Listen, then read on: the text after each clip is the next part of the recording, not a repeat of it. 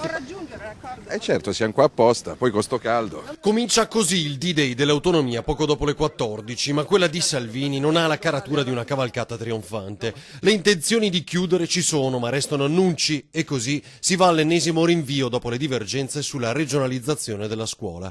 Tra il 100 e il 20 ci si può trovare a mezza via, diceva venerdì Salvini, e preoccupa ancora l'accordicchio, forse tanto temuto da Zaia, che però spera nel Golden Year, l'anno d'oro dei risultati tra Olimpiadi, Prosecco, UNESCO e perché no, autonomia. Ma anche oggi la fumata è nera, anche se i leghisti parlano di confronto positivo.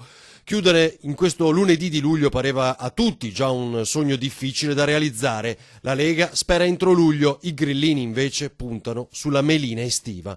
Tant'è, il vertice è quello delle grandi occasioni. Ci sono il Premier Conte, i due vice Di Maio e Salvini, Giorgetti, i ministri Stefani per le autonomie, Bussetti per l'istruzione, Lezzi per il Sud, il Veneto Fontana, Toninelli infrastrutture, Fraccaro rapporti con il Parlamento e Bonisoli per la cultura, oltre al vice ministro all'economia Laura Castelli.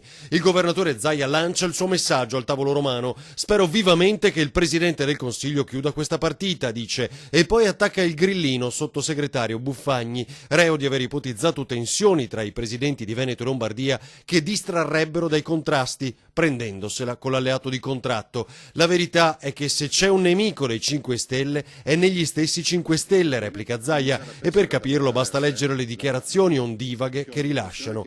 Sul tappeto protagonista il tema della scuola, dicevamo, e quel Bussetti che al Corriere del Veneto aveva lasciato intendere come docenti e personale passeranno alla Regione Veneto e anche i sindacati se ne convinceranno. Si sperava nell'oltranza, un confronto acceso ma ultimativo verso la via della preintesa.